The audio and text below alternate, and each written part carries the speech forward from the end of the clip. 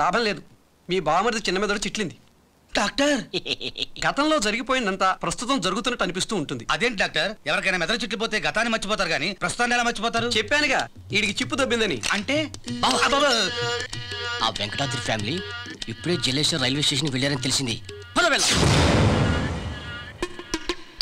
వీడికి నిజంగానే చిప్పు దొబ్బింది. బావా ఇదేంట్రా, ఏదో అల్లంలోనో దొమ్మిల్లోనో దెబ్బలు తిన్నట్టు దెబ్బలేంట్రా? అవును, ఇంక మీద గొడవలు చేయకూడదు, మంచిది కాదు. ఏంటిడు మాట్లాడితే వేసేస్తాను అనేవాడు ఇప్పుడు మాట మారుస్తున్నాడంటే ఓ కొంపది సింహరాశి ఎఫెక్టా? ఒరే, మిమ్మల్ని కొట్టినోడు రాసేవాడో తెలుసుకున్నారా? అవును, ఫైటింగ్ మధ్యలో ఆపేసి రాసులు నక్షత్రాలు కనుక్కుంటారు. నువ్వు ఆగరా బాబు, నా కాలేజీకి నేను చేస్తుంటే. ఖచ్చితంగా ఇది సింహరాశి ఎఫెక్టే.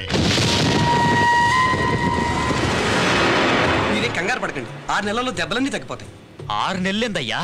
కనీసం ఒక్కొక్కడిని 100 మంది అయినా కలిసి కొట్టుంటారు కదా సార్. 100 మంది కాదన్నా, అందరినీ కలిపి ఒక్కడే కొట్టాడంట. ఒక్కడా? అన్నా అన్నా, ఆ వెంకటాద్రి ఫోన్ చేసింది ఒరిస్సాలోని భువనేశ్వర్ నుంచి. పద వెళ్దాం. నువ్వేం కంగారు పడకన్నా, అక్కడ బుల్లోడు కొట్టిన దెబ్బలకి ఇడికి చిప్పు దొబ్బింది. ఇడి కాలు దొబ్బింది. వాడెవడితో పెట్టుకుంటున్నాడో చెప్పారా? చెప్పామన్నా, వాడికి అసలు భయమే లేదు, పెద్ద ముండోడు. అన్నా అసలు ఈ గొడవలన్నీ మానేసి ఎంచక్క కులు మనాలిలో సెటిల్ అయిపోదామన్నా, చల్లగా ఉంటది. నోరు మీద నువ్వు సామ్రాట్ అశోక్, వీడు చేసిందో పెద్ద కళింగ యుద్ధం. అన్నా అన్నా, వాడు సింహరాశోడేమోనని డౌట్ అన్నా. వాడు కొడుతుంటే ఒళ్ళంతా కరెంటు పాకినట్టుంటుందన్నా. అక్క, నిన్ను విడోగా చూడలేను, బావకు చెప్పు. పశుపతి, ఎంతమందినైనా తీసుకో, వాడు తలకాయ తీసుకొచ్చి నాకు అప్పగించు. మొదలైంది పొద్దునే. నెమ్మదిగా శివార్పణం. ఇవాళకి వీటితో సరిపెట్టుకోండిరా, సున్నితంగా చేయాలరా ఏ పని చేసినా కూడా. ఏం పంతులు చూసారా? చూశానయ్యా, తప్పకుండా వేసేస్తాను. నేను అడుగుతుంది నా జాతకం గురించి. నేను చెప్తుంది తమ జాతకం గురించి అండి అయ్యా, తప్పకుండా వేసేస్తారు, కన్ఫర్మ్. అంటే ఏంటి, ఆఖరి వాయిదాలో వాళ్ళే మా బావని వేసేస్తారా? పట్టేశాడు. నువ్వు కాళ్ళు అడుగు. అయ్యా, తమరు మహర్జాతకులే, కానీ సింహలగ్నంలో సింహరాశిలో పుట్టిన వాడి వల్ల తమకు ప్రమాదం ఉంది. కంసుడు చేసిన తప్పు పెనివిటి చెయ్యడు, అయినా అట్టంటి వాడు ఈ సీమలో పుట్టుంటాడా శాస్త్రి గారు? అలానే ఉందమ్మా, వాడు మహాజాతకుడు, కోటికి ఒక్కడుంటాడు, ఎక్కడో ఒక చోట పుట్టే ఉంటాడు. రే, మన శత్రువులో ఈ జాతకం ఉన్నవాడు ఎవడో కనుక్కోండ్రా. నాది కాదు కదా. చెప్పిన వాడికి 10 లక్షలు, చంపి తెచ్చిన వాడికి 1 కోటి రూపాయలు. పశుపతి, మన వాళ్ళందరినీ తీసుకెళ్లి వెతకండి. వెళ్ళండి. పిచ్చిదానా, సింహలగ్నం నన్నేం చేస్తుంది? నేను పులినే. పులి బతికేది 20 ఏళ్లే అనుకుంటున్నాను. అమ్మా అష్టలక్ష్మి, అమ్మా మన వాళ్ళకి ఎదుర్రా అమ్మా. ఆ రోజు ఇది ఎదురొస్తేనే కొడుకు చచ్చిపోయిన సంగతి మర్చిపోయినట్టుంది మా అక్క. దొరకడు, కోటికొక్కడు చస్తే దొరకడు. వాడే టైం చూసుకుని వచ్చి మా బావకి ఎత్తేస్తాడు. ఎక్కడున్నారా నాయన? ఈ తాయెత్తు కట్టుకోండి. కట్టుకో బావా, నీకు బ్యాడ్ టైం రాబోతుందట. మా అక్క వీడే ఉంది. అవునన్నా, ఆ వెంకటాద్రి వాళ్ళు లండన్ నుంచి వచ్చేసారు. ఇప్పుడు నీ మీద కేసు కూడా పెడతామంటున్నారంట. రాయ్ పిచ్చోడా, నా గుడ్ టైం ఇప్పుడే స్టార్ట్ అయిందిరా. కట్టమంటారా? పశుపతికి వాళ్ళంతా దొరికారట. ఇంకా సేపట్లో వాళ్ళందరినీ వేసేసి ఇక్కడికి రాబోతున్నాడు.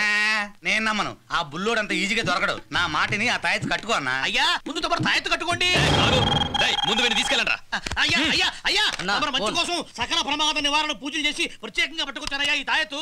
అనా రే అయ్యా, పశుపతి గాడు, ఎరా అందరినీ వేసేసావా? లేదన్నా, ఏ ఒక న్యూస్ చెప్పి వేద్దాం అనుకుంటున్నా అన్నా. ఏంట్రా అది?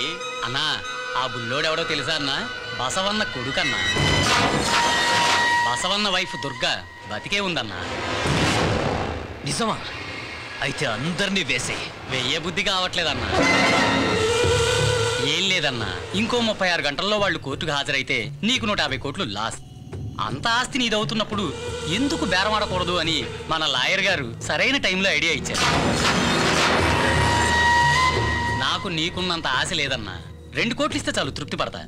24 గంటల్లో డబ్బంద చేస్తే వాళ్ళని నీకు అప్పగిస్తా, లేకపోతే వాళ్ళని నేనే కోర్టుకు తీసుకెళ్తా. పశుపతి, నా ఉప్పు తిని నాకే నమ్మక ద్రోహం చేస్తావురా? అయ్యా, అది వాడి తప్పు కాదన్నయ్యా, తమ జాతకమే అలా ఏడ్చింది. రాయ్, వాడిని తీసుకుని రా.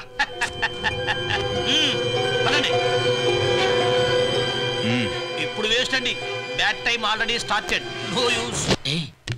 మహాత్మా గాంధీని చంపేశారంట, నీకు తెలుసా? నీ అబ్బా, గట్టిగా అరిచావంటే బావ నిన్ను చంపేస్తాడు. అసలు దరిద్ర కొట్టి మూడ్లో ఉన్నాడు. అన్నా, నిన్ను చూస్తుంటే భలే జాలేస్తుందన్న. ఎక్కడ బుల్లోడు వచ్చి కుమ్ముడు సెక్షన్ మొదలు పెడతాడని నేను భయపడి చేస్తుంటే మధ్యలో ఆ పశుపతి గడి ఎంటర్ నీకు భలే జలక్కిచ్చాడన్న. అన్నా మనం గుజరాత్కి పంపిన 15 లారీల గ్రానైట్ లోడ్ని ఎవరో కుర్రాడు మన వాళ్ళని తన్ని తీసుకుపోయాడన్నా. ఎవడ్రా వాడు? తెలీదన్నా. నాకు తెలుసన్నా, అది బుల్లోడి పనే.